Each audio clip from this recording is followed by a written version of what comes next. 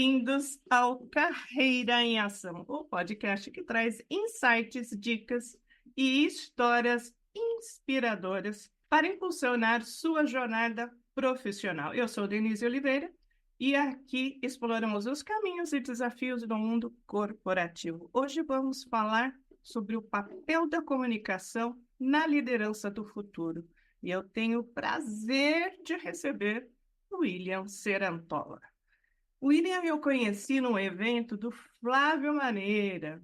Flávio Maneira que estava fazendo uma gravação do podcast ao vivo e tive o prazer de participar da apresentação do William.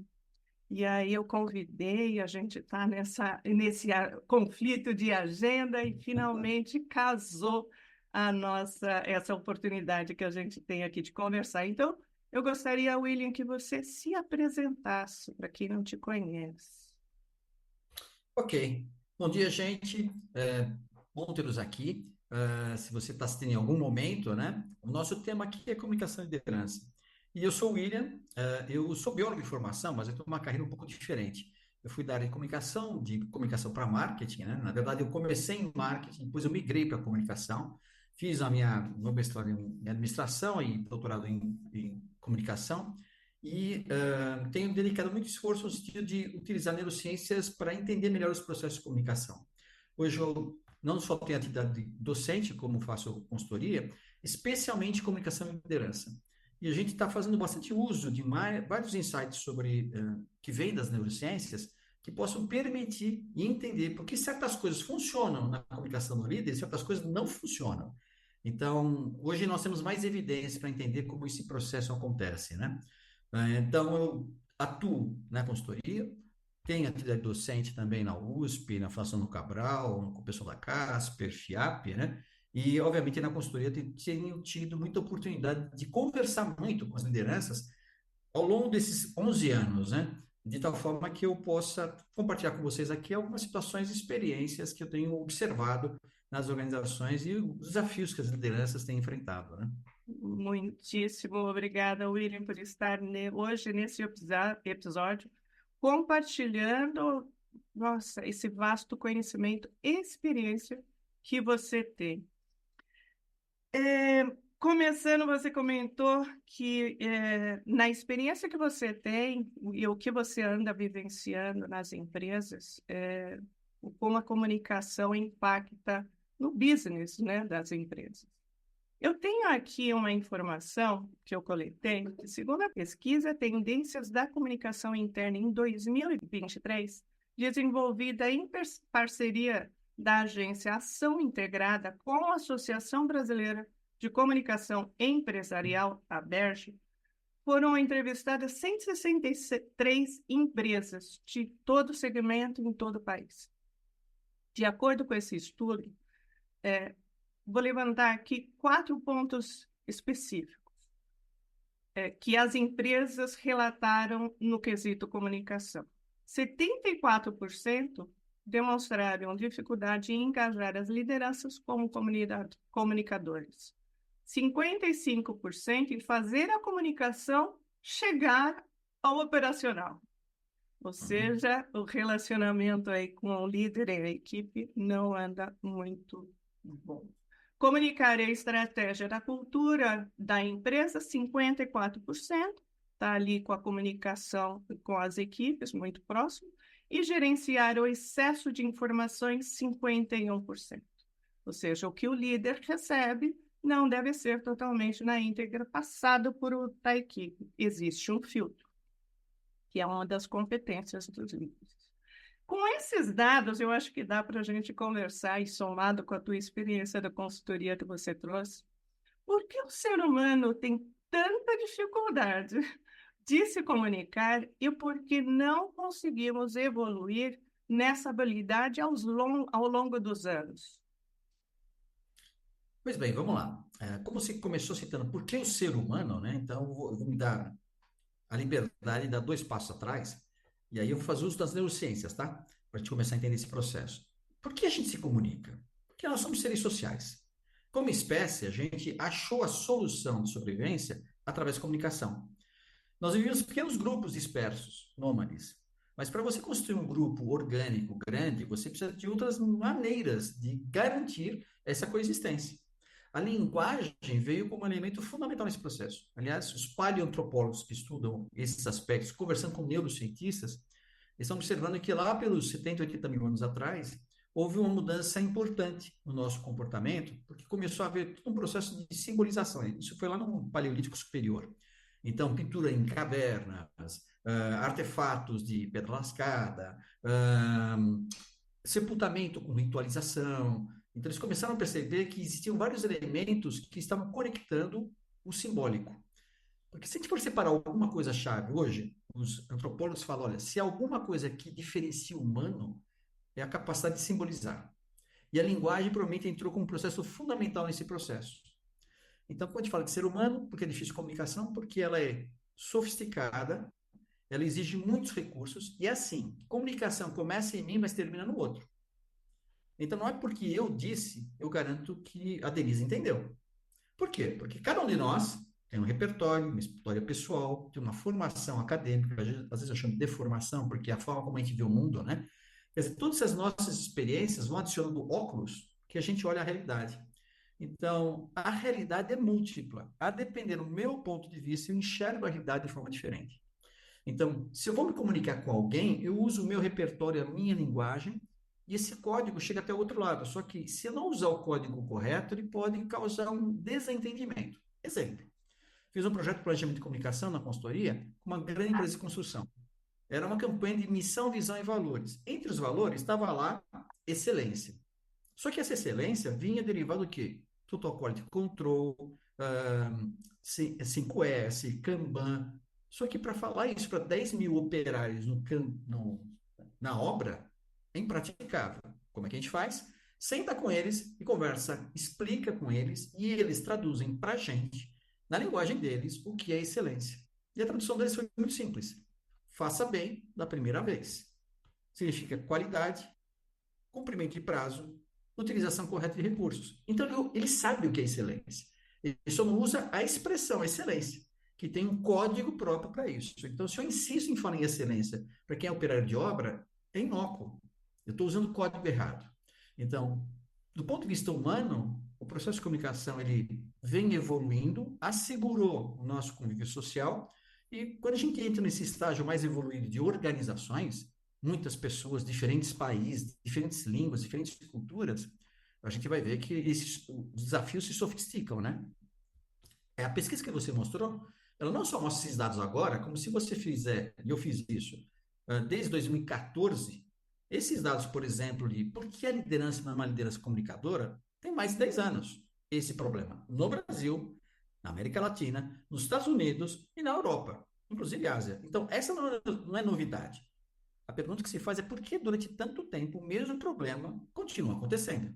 A minha hipótese é, de um lado, ou o diagnóstico é ruim, que eu acho que realmente é ruim, e de outro lado, o tratamento não está correto. Por isso que até no meu doutorado eu desenvolvi uma metodologia que chama LeadCom, eu tenho 32 variáveis que eu aplico nas organizações, o líder faz uma autoavaliação e a equipe avalia esse líder, e a partir dessas 32 variáveis eu faço um score, eu faço um gráfico em radar, e lá depois eu identifico quais são os principais pontos de desenvolvimento líder a líder para o conjunto de líderes e que faça sentido naquela organização.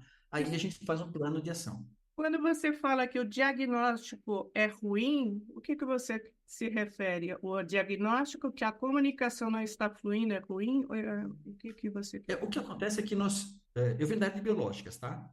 Então, como a biológica, as áreas de biológicas exatas, a gente utiliza muitos recursos quantitativos, já é do nosso dia a dia. No meu doutorado, usei análise estatística para fazer essas variáveis. Na verdade, eu busquei basicamente evidências que foram comprovadas estatisticamente, faziam sentido.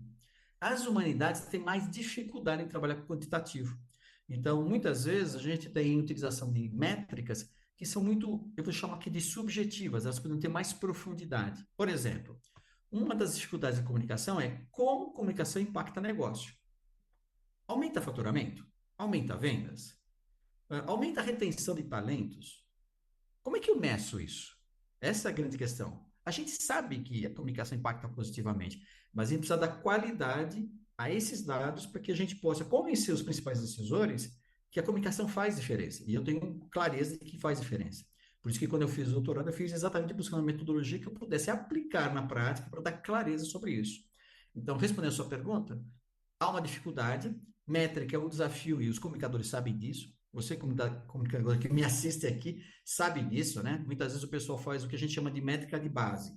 Assim, eu planejei minhas ações de comunicação, e então eu fiz lá fiz o meu mural, fiz a TV corporativa, fiz os meus e-mail marketing, eu faço o básico. Então, o que eu propus, eu realizei, beleza. Segundo nível é, daquilo que eu comuniquei, eu tenho certeza que as pessoas ouviram, entenderam, lembram disso? É pesquisa que eu tenho que fazer. Pergunta para as pessoas, faço pesquisa, amostragens. Só que no final das contas, Denise, o que nos interessa é o terceiro e último nível, que é muito difícil. Dado que as pessoas lembram, assimilaram aquela mensagem, a pergunta é, mas eles mudaram atitude, forma de pensar? Eles mudaram comportamento, eles agem de forma diferente? Então, eu faço uma campanha, por exemplo, sobre compliance ou ética. Eu não quero que as pessoas discorram sobre ética, eu quero que no dia a dia elas tenham um comportamento ético. Eu quero que a área de compras não seja sujeita à fraude. É isso que eu quero. Por isso que impacta o negócio.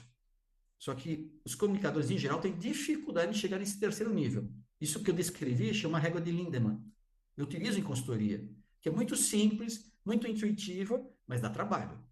Exemplo, como é que eu meço esse terceiro nível? É possível medir? Sim. Fizemos uma campanha contra o tabagismo na grande empresa. No T0, no primeiro momento, o que é que eu fiz? Qual é a visitação ao ambulatório de pessoas com doenças respiratórias, absenteísmo ao trabalho por causa do fumo, assim por diante. 9 meses depois, fizemos a campanha, lá a gente mede de novo. Então, além de eu ter, sim, cumprido tudo aquilo que eu me propus, eu fiz uma consulta para saber se as pessoas foram às campanhas, aderiram aos vários programas, etc. Mas no final das contas, o que eu quero é, temos pessoas que aderiram ao programa antitabagista? O nível de absenteísmo caiu na empresa? Porque de fato isso acontece. Porque se eu tenho problema respiratório porque eu fumo, provavelmente eu vou visitar mais ambulatório, eu vou ficar mais tempo em casa. A gente quantificou isso. De surpresa, no final, quando você vê o volume de investimentos que a gente teve na campanha versus o saving, porque as pessoas mudaram o comportamento, isso foi benéfico para a pessoa e para a empresa, ele foi positivo. Eu tive economia para a empresa. Aí eu chego para o decisor e falo, meu amigo, você fez essa campanha, certo? Agora, essa economia que eu obtive esse ano, me dá esse dinheiro adicional para o orçamento do ano que vem, que eu vou fazer outra campanha que vai trazer outro benefício. É isso que eu falo de impacto de resultado. É que o pessoal, às vezes, de comunicação, a gente pensa muito só no mural, no e-mail, na mensagem, na campanha. Eu não consigo estender o impacto disso sobre a realidade da empresa. Duas coisas que você trouxe. Uma que é a comunicação transparente, clara. Clara é o que eu estou falando, está chegando da mesma forma, do mesmo entendimento que eu estou passando. Ela impacta positivamente na retenção dos funcionários. Isso já está comprovado.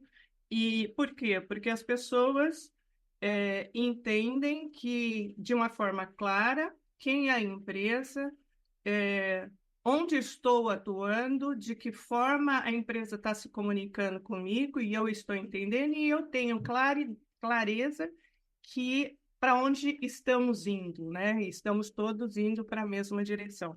Isso também faz parte da liderança. E isso depende determinantemente do líder, né? O líder é o Tá. primeiro comunicador que tem com a equipe. E aí, hierarquicamente, depende da estrutura organizacional da empresa. Então, é claro que essa comunicação transparente deve ser de forma bastante conectada com a sua equipe. E você trouxe também, por exemplo, um exemplo que você teve numa empresa que você prestou serviço sobre a excelência.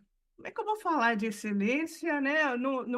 No tirada né, extraída dos livros conceitual que as pessoas não vão entender. Ou seja, e você trouxe também, complementando esse exemplo, que você perguntou para eles qual era o entendimento da excelência.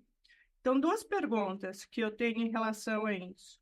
Você, primeiro, nesse exemplo que você trouxe da empresa que você fez a consultoria, você inicialmente dá a definição da excelência ou deixa transcorrer a equipe de forma a ir reformulando e cortando as arestas aí até chegar no entendimento homogêneo para todo mundo dentro do que é excelência. E outra, se a comunicação ela é um dos fatores importantes para a retenção de talento, e isso reverbera em receita para a empresa, porque demitir hoje o funcionário é muito caro e Sim. né, formá-lo, etc. Está claro que eu preciso checar que a minha comunicação chegue e outra, eu perceber que cada um tem um DNA diferente. Então, a forma que eu tenho de comunicar, ela tem que ser garantida, porque cada um traz o histórico e a forma de, de, de entendimento particular de cada um. Como é que eu faço unir tudo isso de uma forma clara para que o líder desenvolva essa habilidade e veja o seu real e importante papel para que isso tudo gere positivamente para ele e para a empresa? Você já percebeu que tem um desafio interessante para o líder, né? Veja que eu não estou falando da área de comunicação, né? A área de comunicação tem um papel importante. Ela pode ser assim, um suporte, pode ser uma consultoria interna, ela pode fazer uma curadoria. A gente vai chegar a isso em algum momento da nossa conversa. Mas falando do líder, da liderança, no primeiro tópico que você mencionou, tem a ver com a excelência. Como é que a gente fez a tradução? Sim, eu posso apresentar para os operários esse conceito de excelência, mas lembra, o que que a ciência faz? Ela observa várias situações práticas, a gente reúne uma série de dados e modela. O que é um modelo? É uma simplificação da realidade. Então, como a gente trabalha com esses conceitos, quaisquer conceitos que você tem em qualquer área do conhecimento, eles sempre têm teorias e modelos que são apreciações da realidade e você busca entender as causas principais e você organiza essas ideias. Mas a gente sabe que elas são uma limitação. Elas não explicam a realidade como um todo, porque ela é mais complexa, tem mais variáveis que eu não domino. Mas para efeito da comunicação por exemplo, com os operários, você chega e apresenta, olha, existe o conceito de excelência que é um dos nossos princípios. Ele está baseado nessas coisas aqui. Mas no dia a dia, gente, faça bem o seu trabalho, cumpra bem os prazos. Então, eles começaram a conversar, eles foram, vamos dizer, digerindo este conceito. Eu não quero convencê-los sobre qual é o conceito original. Eu quero que eles, entendam qual a ideia fundamental que deu origem a esse conceito, para que eles, discutindo, eles elaborem, na perspectiva deles, que lembra, eles fazem isso todos os dias, então excelência não é uma coisa distante, etérea, abstrata, ele levanta a parede, ele faz a pavimentação, ele sabe o que é um trabalho bem feito, ele sabe muito mais que eu, então ele sabe traduzir isso. Então, o que eu faço é crio esse ambiente favorável em que essa diferença do código, da semântica e sintaxe reduz, e a gente cria um ambiente positivo para que ele possa expressar na linguagem, na abordagem dele, a realidade que ele vivencia. É só isso. É como você chegar com um artista e querer ficar discutindo o tipo de pigmentação que tem na tela, e ele está falando de concepção artística, ele está falando de estética. São dois mundos diferentes. Você tem que aproximar. Há uma realidade física do quadro, mas o que mais importa é a expressão artística. Eu não vou discutir qual tipo de óleo, que tipo de pantone de tinta que ele utilizou. Eu quero falar da Sim. impressão que isso me causa, né? São coisas diferentes.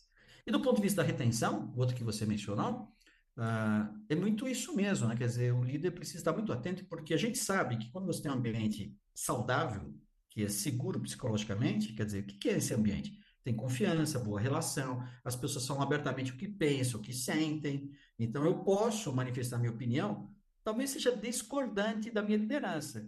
O líder não precisa acatar todas as visões, ele vai coletar, argumentar, e como ele tem o ônus da decisão, ele toma a decisão dele, mesmo porque ele é o responsável por isso. Mas ao longo do tempo, quanto mais abertura ele dá, mais ideias diferentes, questões, críticas surgem, né? Isso melhora a retenção, por quê? Porque as pessoas querem sim salário, querem benefícios, mas muita gente troca 6 por meia dúzia porque o ambiente é hostil.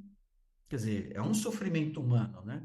Se você vê um ambiente que é muito agressivo, difícil, existe constrangimento, isso é um preço muito caro. Para quem nos ouve, por exemplo, para quem nos vê, o nosso cérebro, ele ativa as mesmas áreas, quando eu sinto dor física, áreas que são ativadas no cérebro, quando eu passo por constrangimento moral.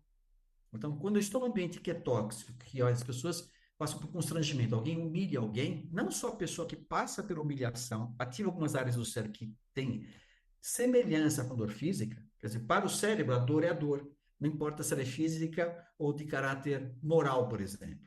E quem observa isso tem uma semelhança de ativação nas mesmas áreas.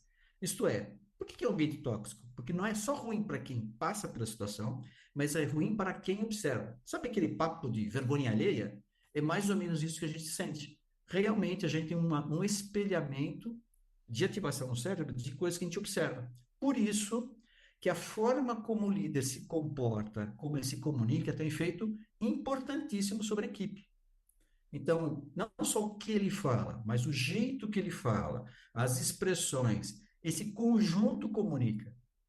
Então, se você está num ambiente que trabalhando com a Denise e a gente está super bem, surge um problema, a gente vai lidar de outra maneira do que se eu não estivesse bem com a Denise e o pequeno problema vira um grande problema. E a gente sabe disso, né, gente? E Tem agora equipes que enfrentam qualquer problema e tem equipes que qualquer problema é um grande problema, né? é a coerência, né, do que ele fala, como ele se comporta, do que ele faz. Isso me leva a um ponto da cultura organizacional, né? Um dos pilares para se difundir a cultura organizacional é a comunicação. É através da comunicação que você vai passar os valores, a missão e a visão definida, Uhum. pela alta liderança para os seus colaboradores. E a cultura organizacional, em qualquer empresa bem definida, ela é vivenciada diariamente. Agora, comunicação numa empresa ruim vai dar ruim na comunicação da cultura organizacional. Quais os impactos você vê dessa deficiência, da relação da deficiência da comunicação com a cultura, com a difusão da cultura organizacional de uma empresa? Tá, vamos lá. Se a gente entender cultura, eu gosto muito do Egon Schein, que é um sociólogo, antropólogo, ele discute muito sobre isso. Cultura, o que que é, gente? É basicamente uma forma que cada organização, e aqui a gente vai falar de cultura organizacional, tá? Porque você tem a cultura no sentido antropológico. Esse conceito veio da antropologia, Uhum. quando eles estudavam povos, entendendo que existiam diferenças nas formas de representar a realidade, a forma de pensar, de sentir, de agir, comportamentos expressos, coisas que eram aceitáveis ou não, aspectos que eram esperados, ritos de passagem, tem um monte de coisa da antropologia. E depois o pessoal de gestão foi lá e bebeu nessa fonte e começou a utilizar dentro das organizações. Beleza. O Egon Schein diz o seguinte: olha, a cultura é um conjunto de acordos combinados que nossa organização estabeleceu como alguma coisa que funciona para a gente. Ponto. O que é o que funciona para a gente? As nossas histórias, os nossos mitos, nossos rituais, nossa forma de reconhecer. É um conjunto de atividades. E cada organização tem a sua. Pois bem, a cultura, ela tem inputs importantes à comunicação, porque a gente tem, a comunicação, ela permite que a gente propague, dissemine, torne comum essa cultura. Então, como para alguns autores a gente fala de comunicação, é tornar comum, é isso, né? Então, se você chega numa empresa que você começou a se trabalhar lá, você vai ter alguns estranhamentos. Tem coisa que acontece aqui que não acontecia no lugar de onde eu vim. Exato. Você acabou de perceber cultura. Só que ela é invisível, não está escrita nas paredes, né? É o jeito das pessoas fazerem. Então, eu trabalhei durante um período em Boston, nos Estados Unidos, de consultoria, e o sujeito tinha a hora do almoço, ele saía para a cafeteria, pegava a bandeja dele, voltava para a sala dele, afastava o teclado e comia na mesa de trabalho. Ele não convivia com as pessoas. O que faziam os latinos? Passa pelas salas, reúne todo mundo, vamos todo mundo descer e faz aquela farra, né? Chilenos, argentinos, brasileiros. É cultural, é muito latino isso. A gente gosta desse comportamento gregário. Não é que alguém disse para a gente fazer, a gente tem necessidade de fazer isso, a gente vive assim. Obviamente, do ponto de vista de quem olha, um americano fala, vocês perdem muito tempo no almoço, mas em contrapartida a gente tinha muita troca. Então, quando eu precisava de alguma coisa, eu tinha um colega latino ali que me ajudava em algumas questões que eu tinha que desvencilhar. O nosso amigo americano tinha mais dificuldade. Mas é assim que funciona. Tem, sabe, não tem. E quando a gente fala de cultura, não tem melhor ou pior. Do ponto de vista das organizações, comunicação ajuda a consolidar a cultura. Se eu tenho uma boa comunicação, isso fortalece a cultura. Mesmo naquelas práticas que em algumas organizações não seriam aprováveis em outra organização, tá? Você tem organizações que têm um ambiente muito competitivo. A cultura dela é essa. Olha, tem um grande bolo para distribuir, mas são poucas fatias. Então, cada um por si, Deus contra todos. Tem menos essa cultura, mas ainda tem. Agora, tem outras culturas que têm alguns comportamentos. Então, está errado? Não. Ela convive nesse ambiente. Ela foi uma solução para esse grupo. Ok, eu não vou comparar. Se ela não for viável, ao longo do tempo, ela vai ter desdobramentos negativos, né? Se a comunicação funciona, ela dissemina, construída bem a cultura.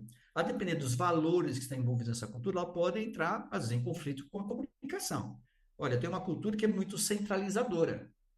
Eu mando, você obedece.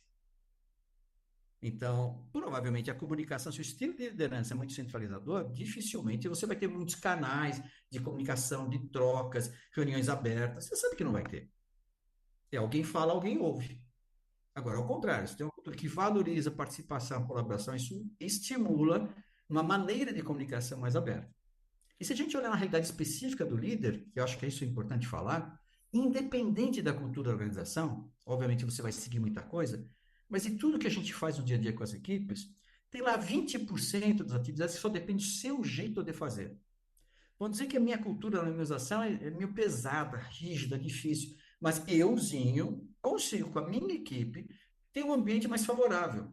Então, eu posso tornar a vida das pessoas que estão comigo mais fáceis, porque eu sou mais aberto, colaborativo. Eu preciso esperar uma política de recursos humanos, uma ação de comunicação. Não, eu não preciso. Eu posso criar a minha realidade com uma particularidade dentro da empresa. É assim que as mudanças acontecem. E às vezes, e já vi isso acontecer em organizações, que, puxa, todo mundo gosta da área do William, porque ele compartilha, é aberto, sei o quê. Tem gente das outras áreas querendo vir para a minha área, porque ele vê que é mais fácil trabalhar com o William do que onde eu estou. Você percebe? Você, inclusive, atrai talentos nessa perspectiva. Mas, obviamente, você tem que lidar depois com o ciúme, com os problemas de atrito com pares, porque se os outros não fazem o que você faz, isso vai criar problemas para você. Mas você tem que lidar com isso. Porque, no final das contas, o que te interessa é trazer o resultado da sua área. Que a sua equipe trabalhe bem, entregue o melhor e você também. Então, resumindo, sim, comunicação e cultura estão indissociados, é super conectado. Uma coisa pode estimular a outra, sem dúvida. Você pode ter restrições, se uma comunicação é unidirecional, não tem muitas possibilidades de interação, isso não fortalece uma cultura colaborativa, e vice-versa. Mas, independente disso, eu acho que todo mundo que quisesse uma posição de liderança tem que ter em mente que você pode sim ser um agente de mudança nesse processo. E o seu compromisso é com a sua equipe. E isso pode fazer muita diferença para você no seu resultado e muita diferença na qualidade de vida e a forma como as pessoas trabalham com você. Agora, a gente teve aí ao longo, né, os 20, 30 anos, uma grande um avanço tecnológico. E Uhum. estou falando de tecnologias digitais e criação de rede social, que é uma forma hoje de comunicação. Sim. Eu estava assistindo um filme, uma série, dessas que inicialmente parece bobinha, mas depois tem um fundo que dá para extrair um monte, que é Melhores Amigas, que conta aí anos e anos de relacionamento entre duas pessoas e que caminho diferente que cada um seguiu. E ela vem desde 1980 até 2000 e vai parar em 2018. E ela está no momento de 2003 que começa a falar sobre website, blogs. Então, a repórter, que é âncora de uma televisão, que se comunica com toda a audiência, tem dificuldade de entender como é que ela passa a se comunicar com a internet. Estamos falando em 2003. E é muito interessante voltar nesse túnel do tempo e saber que nós passamos por isso. E Sim. avançamos aí para quem e avançamos ao longo do tempo. Para quem quer assistir a série Melhores Amigas, parece ser bobo, mas dá para tirar um monte de informações aí atreladas. Ou seja, mudamos a forma de comunicarmos. E as organizações também estão adotando novas estratégias para se manterem mais relevantes na empresa, no mundo corporativo, no mercado. Como a transformação digital impactou a comunicação dos líderes? Estou falando, unindo, né? A transformação digital com a comunicação dos líderes, com as suas equipes e os stakeholders. Como que você vê isso? Vamos lá, eu separaria assim, é um recorte básico, fora das organizações e dentro das organizações. O que aconteceu fora? Foi exatamente o que você acabou de falar, né? Nós tivemos redes sociais, um ambiente em constante mudança. Por exemplo, não teve uma organização no planeta que decidiu antecipadamente, gente, estou comunicando a vocês que vamos usar o WhatsApp. Não, foi o contrário. Nós, indivíduos, usamos lá fora, com amigos, família, e dentro da organização a gente foi formando os grupos. A gente não perdia autorização na empresa. A gente simplesmente formou. Mas isso é gerente com as equipes, diretor com suas equipes. E de repente todo mundo percebeu que todo mundo usa o WhatsApp. E seja lá qualquer mecanismo de mensageria. Então você percebe que foi um recurso de comunicação que se sobrepôs a partir do comportamento das pessoas lá fora. Não foi uma decisão institucional. E depois, como funciona, fica, né? Obviamente, hoje, em comunicação em rede, dentro das empresas, aí eu vou comentar na sequência, a gente tem várias outras soluções. Pois bem, então lá fora o que aconteceu? Redes sociais, fluxo contínuo de informações, muitos canais e tipos de redes. A gente começa a ter o quê? Protagonismo, tanto individual como coletivo. Então, os grupos de pressão. Então, o que acontece lá fora na empresa, ele repercute dentro, porque a gente está em contínuo contato, né? Então, há uma efervescência, muita coisa acontecendo, muitas informações, né? E a gente tem múltiplas narrativas também, né? Então, onde está a verdade, né? Essa é uma discussão contemporânea, pós-moderna, né? Quer dizer, é mais ou menos assim, que eu acho que é exagero, mas é que não é uma verdade, são verdades relativas.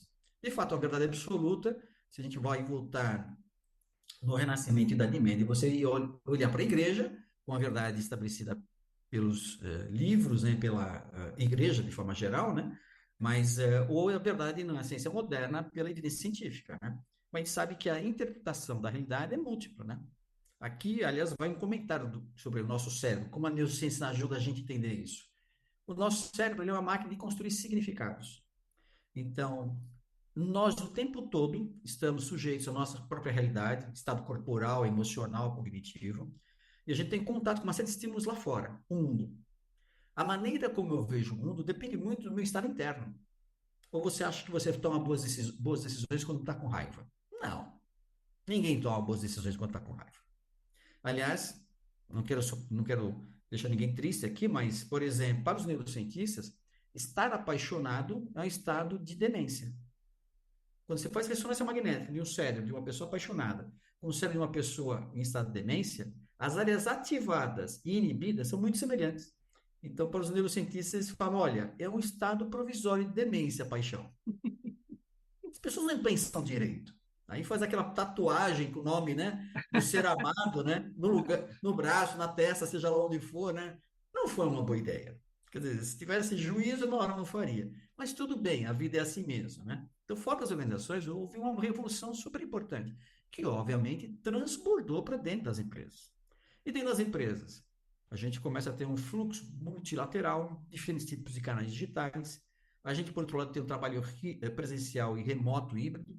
Passou-se a pandemia, durante a pandemia tivemos que nos deslocar. Agora tem todo um processo de readaptação, quer dizer, passou 2, 3 anos de uma experiência digital que as pessoas não querem voltar ao presencial, né? Que é uma discussão importante e é uma discussão relacionada à cultura, porque se nota que no trabalho remoto, híbrido, existe um certo esgarçamento da cultura, é difícil você consolidar, porque a presença física ajuda nas interações humanas, é verdade. Do ponto de vista de comunicação, a gente sabe que a gente comunica muito pelo gestual, pelo corpo, e quando você só vê em telinhas, você reduz essa capacidade de comunicação, né? É um fato, a gente sabe disso, né? Então, não significa que tem que tudo voltar ao presencial. Temos que manter a qualidade do avanço digital. Mas a gente sabe que a gente paga um preço. Então, a ausência presencial, ela traz elementos que a gente vai ter que lidar melhor, tipo one-to-one, fazer conversas individuais para que eu esteja conectado, tomando pulso da situação junto a cada integrante da equipe, né? Então, uma coisa que aconteceu também dentro das organizações com essa multiplicidade de transformação digital é redução, rompimento de silos, porque hoje há um fluxo maior de informações. Antigamente havia um certo controle de informação. Hoje ela flui em diferentes canais, em diferentes dimensões. Então, quem exercia poder pelo controle da informação hoje tem mais dificuldade. É bem mais difícil. E, obviamente, você vai ter novas percepções associadas a isso, junto com esse movimento de agilidade, né? De tomar decisão rápida. Então, isso se soma a outros movimentos dentro das empresas de cultura ágil, utilização de inteligência artificial e assim por diante, né? cada vez mais nós teremos uma assistência da IA nas interações humanas. Tanto que nos Estados Unidos e Europa hoje se discute uma coisa que se chama Intentional Instance, que é o seguinte: assim como você, às vezes, quando você vai habilitar um código, alguma sequência, clique aqui para provar que você não é um robô, vai ter em algum momento um disclaimer, um alerta dizendo que é a inteligência artificial que está falando com você. Porque a gente vai usar cada vez mais recursos de áudio, essa é uma tendência forte, e a interação homem-máquina, a gente não vai perceber que é uma inteligência artificial. Porque a forma de interação, ela já está se sofisticando ao ponto de o tipo de diálogo, o tom de voz, o ritmo, a maneira como se relaciona, eu não consigo mais perceber se é uma pessoa, perdão, ou se é uma máquina controlada, né? Intentional Stance é o seguinte, precisa ter uma advertência informando, você está falando como IA, não é uma pessoa. Houve um experimento da IBM Watson, há 5 anos atrás, na Pinacoteca do Estado de São Paulo.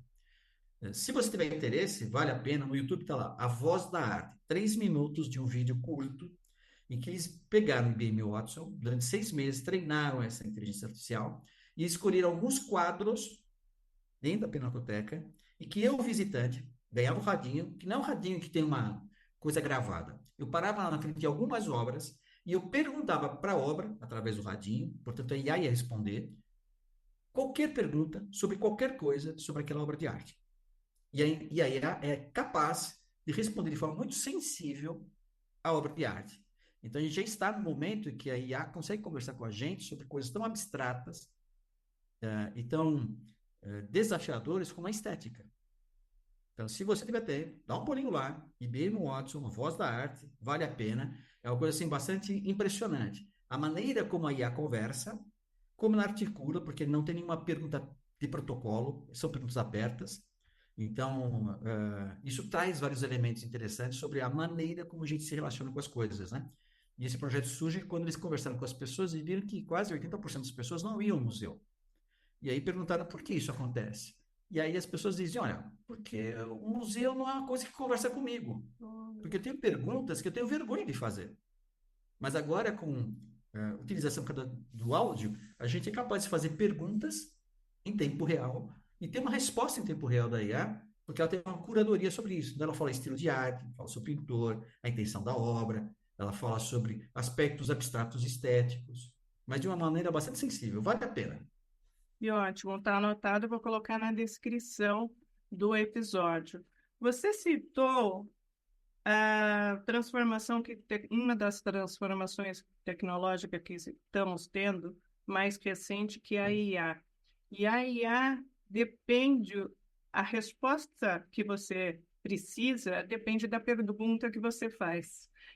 E também se espera, inclusive, tem uma profissão que está sendo criada, que é o desenvolvedor de prompt, que nada mais é Exato. que a forma de você se comunicar do humano. Também se espera que a pessoa se comunique com ela de uma forma mais clara e o mais objetiva, de forma a atender a necessidade. Ou seja, nós temos os dois lados aí tendo que se aprimorar. Me parece que quem vai primeiro nessa jornada? Porque A IA vai mais rápido, tá? exatamente. E eu vejo que não tem tanta consciência como é que vai dar esse match no final da história. Como é que você vê isso, desse desenvolvimento? Eu vou começar na IA e vou terminar na liderança. Na IA, o que você falou foi uma entrevista ao Walter Longo, ele fala exatamente sobre a extensão de vocabulário. Então, eles fizeram pesquisa nos Estados Unidos, e eu acho que no Brasil é semelhante. Ah, Universitários, há 10 anos atrás, tinham uma extensão de vocabulário maior do que os universitários hoje. Isso deve ter acontecido também nos dias de hoje. Mesmo porque a gente, através das redes sociais, a gente adotou muitas maneiras diferentes de comunicar. Imagens, emojis, expressões, GIFs, né? E tudo bem. De certa forma, a gente deu um passo atrás. A gente está voltando às cavernas, né? Quando a gente fazia gravuras, enquanto a linguagem oral evoluía. Tudo bem, mas são recursos humanos. Precisa saber o quanto isso pode comprometer uma coisa ou outra, né? Mas o que é importante dizer é que se de um lado eu tenho essa questão do paradoxo de que a inteligência artificial vai ter acesso infinito à informação, então ela vai poder, por exemplo, se eu faço uma demanda para inteligência artificial sobre alguma coisa e eu tenho que usar a palavra confrontar, defrontar ou afrontar e eu não souber as diferenças, que é o que o Walter fala, vou ter problemas, porque ela sabe e eu não. E ele também dá um exemplo. Qual que é a diferença entre abóboda e teto? Então, são essas coisas que começam. Então, a sua capacidade de fazer perguntas passa a ser determinante. Aliás, a boa liderança faz isso. No processo de comunicação, gente, o que é mais importante não é quando você fala, é quando você escuta. E a boa liderança, normalmente, ele faz perguntas que ele já sabe a resposta. O que ele quer saber é como você chega na resposta. Então, a habilidade de fazer a pergunta tem muito disso, né? Você investiga o que as pessoas sabem e tem capacidade de perceber quais são os caminhos pelos quais ela toma a decisão. Então, a alta liderança sempre faz perguntas muito específicas, que ela sabe as respostas, mas ela quer saber como você pensa para chegar na resposta. Então, aqui há uma semelhança entre a liderança e a IA, entendeu? No fundo, eles fazem perguntas, vamos chamar aqui de capciosas, né? Só que a IA não vai ser capciosa com você, né? Alguns dizem que não, outros suspeitam que sim no futuro. Tem gente já pedindo desculpas para IA. Olha, tô falando sério. Tem gente que quando interage com o chat, bot, olha, desculpe, insisti, mas porque sabe lá se amanhã ele vai resolver fazer uma revanche, né? Então, brincadeiras à parte, mas esse lado de fato existe. Então, aí ela caminha numa velocidade maior, ela vai trazer desafios importantes, inclusive porque a forma como ela interage, ela vai ter uma parece humano, né? Mas ela vai ter acesso a um repertório gigantesco que a gente não tem. Então, tanto que hoje os prompt developers eles estão trazendo pessoas com mais experiência, com mais idade, que tem um vocabulário mais extenso para você testar, inclusive, né? Porque tem maneiras diferentes de você fazer perguntas, né? A gente vê isso na filosofia. Se a gente vai voltar para os gregos, você vai ver que tem a questão da retórica, né?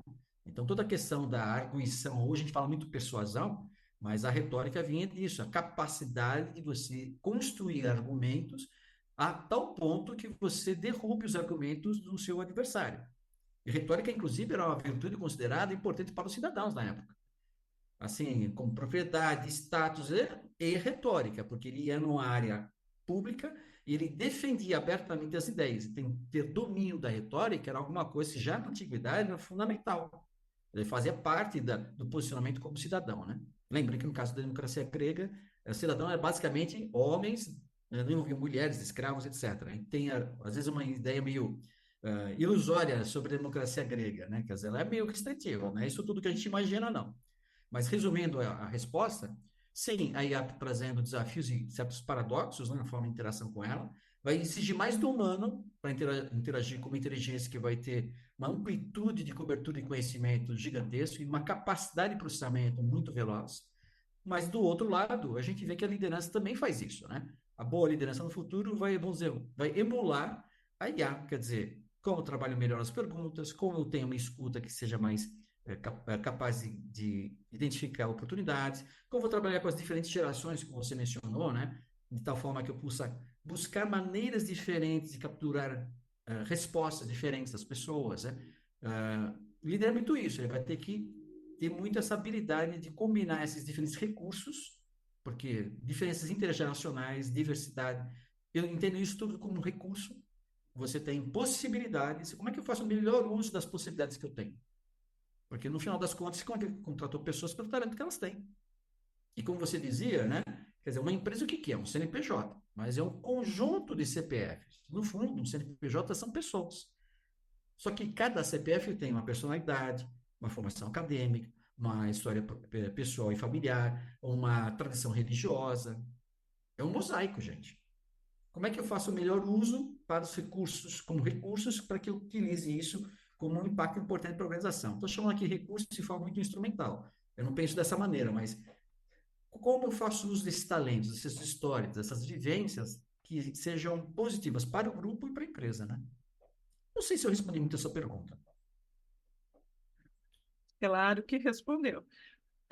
Eu queria encerrar, e o papo está super maravilhoso, mas eu queria encerrar a nossa conversa, passando mais uma responsabilidade e deixando aqui uma dica inicial, que não é aquela dica de ouro que eu dou no final, mas uma dica para os líderes. Um dos papéis do líder também envolve inspirar e motivar as suas equipes, multigeracional e também com a diversidade aí implantando, né, nas suas equipes. Que estratégias a gente pode, e o William te convido a deixar, que estratégias de comunicação podem ser utilizadas pelos líderes para inspirar e engajar suas equipes de uma forma positiva, levando em consideração essa multigeração e a diversidade composta pela sua equipe? Eu vou usar como resposta um autor que eu gosto muito, que é Mihaly, o sobrenome é impronunciável. Ele tem, assim, 10 letras, dos quais 7 são consoantes. Então, não consigo nem... Eu tenho um livro em português chamado Fluxo, em inglês Flow. Bom, O Mihaly era tcheco, se naturalizou americano. E o tema dele era como as pessoas podem ser felizes. Ele começava avaliando riqueza e tal, mas chegou um momento que a conclusão dele é o seguinte, é muito simples. Para as pessoas realizarem, se motivarem, se engajarem, você precisa de duas coisas. Isso serve bem nas empresas. Tem um eixo aqui embaixo, ó, que chama talento, habilidades. E tem um eixo aqui, ó, que significa desafios. Como é que eu engajo uma equipe? Eu preciso conhecer o que cada um é capaz, as necessidades, expectativas, desejos, e eu vou oferecendo desafios proporcionalmente desconfortáveis, não absurdamente que não sejam superáveis, para que as pessoas, na busca desse desafio, evoluam e consolidem uma nova habilidade, um novo conhecimento. Então, equipe de alta performance é quando o líder consegue combinar o conhecimento que ele tem dos talentos das pessoas a desafios progressivamente interessantes. Porque, no fundo, o que o Mihaly concluiu é que o que faz as pessoas felizes não é um milhão de dólares a mais que o Bill Gates, o Elon Musk recebe. Quando eu não tenho nada, a miséria é um tormento. Mas depois de um certo patamar, não importa quanto mais eu ganho, eu não serei mais feliz. Nenhum bilionário é mais feliz por cada milhão que ele ganha. O que realmente faz as pessoas ficarem mais felizes, que as realize, essa é a palavra, realize, é oferecer para o mundo o melhor que eu tenho de mim. Se eu sou um líder, o que eu tenho que fazer é entender as habilidades, capacidades e talentos e oferecer desafios que eles mostrem para o mundo o melhor que eles podem fazer, porque isso é bom para mim, isso é bom para a empresa. Então, equipe de alta performance é exatamente essa linha no qual tem habilidades envolvidas e um desafio desconfortável. E progressivamente, em escadinha, vai subindo. Manter as pessoas nesse flow é que é o truque. Então, respondendo a você, como é que eu faço para minha equipe se manter engajada? Líder. Vamos lá da receita de bolo. Líder, escute. 2, conheça a equipe. Cuide da sua equipe. 3, desafie a sua equipe. Mas com o interesse de que eles evoluam. Se você faz essas coisas, eu vou usar comunicação em todas elas, escuta, quando eu não falo, eu escuto. Poxa, William, você vai começar a comunicação calado? Exatamente. 2, conhece a equipe. Vou comunicar, vamos conversar. Eu quero conhecer você. Não é o currículo que você gosta, suas intenções, afinidades. E, finalmente, eu vou te apresentar desafios. Eu vou argumentar com você. Vou ilustrar uma situação para vocês entenderem. Eu tinha um estagiário, 2 meses de empresa. 2 meses de empresa, chegou para mim, William, eu quero liderar uma equipe. 19 anos, primeiro emprego. Liderar uma equipe. Ele queria fazer estrago mesmo. Ele queria recursos, saber. Ele me perseguiu durante uma semana. Eu fui fugindo dele. Eu era executivo numa farmacêutica. Pois bem, depois de uma semana eu falei, senta aqui, vamos conversar. Tá vendo aquele aprendiz ali do lado? Então, você vai liderar o aprendiz. Primeiro ele fez aquela cara assim para mim, um aprendiz? Uma pessoa? Como eu vou liderar uma pessoa? Falei, não, esse aprendiz é importante, ele presta serviço para todos os gerentes de produto aqui da área. Então é importante que você acompanhe bem o trabalho dele, porque vai impactar todo mundo. Ele não gostou muito da ideia, mas eu falei, olha, você vai liderar o aprendiz durante os próximos 6 meses, e depois a gente vai voltar a conversar. Aí semanalmente eu acompanhava eles. 2 dias depois, meu amigo estagiário chegou e falou, William, não dá. Eu falo, ele não escuta. Quando ele escuta, ele não entende. E quando ele entende, faz errado. Aí eu bati no ombro dele e falei, bem-vindo ao mundo da gestão. É Bem-vindo. assim, gente. Tem uma equipe. Quanto mais o aprendiz. Mas depois de 6 meses, foi super bem, as coisas funcionaram. Aí ele percebeu que tinha que desenvolver outras habilidades técnicas para poder se habilitar a gerenciar uma equipe. Então, assim, eu dei um desafio adequado para o tipo de habilidade que ele tinha. Mas ele desenvolveu, foi desconfortável. Mas ele percebeu que ele evoluiu nesse processo. Isto é um processo de flow, só para ilustrar a história e você entender do que eu estou falando. Então não precisa ser uma coisa complexa, não precisa de um grande programa, não precisa de grandes investimentos. É a maneira como eu lido com as pessoas pode mudar toda a história de vida delas. Fechamos com chave de ouro, mas eu ainda vou chamar você para compartilhar dicas a mais, que é a cereja do bolo. Muito Tá bom. obrigada até agora pela nossa conversa, que eu aqui adorei e tenho certeza que vai impactar muito a vida de outras pessoas. E aqui, como a gente está falando de mundo, do mundo corporativo, muitos profissionais. Nesse momento, eu vou chamar ao momento especial, que eu gosto bastante, que é a dica do dia, que é mais uma dica dentro de tantas dicas que você já deu. Então, vamos lá, pessoal, vamos à dica do dia.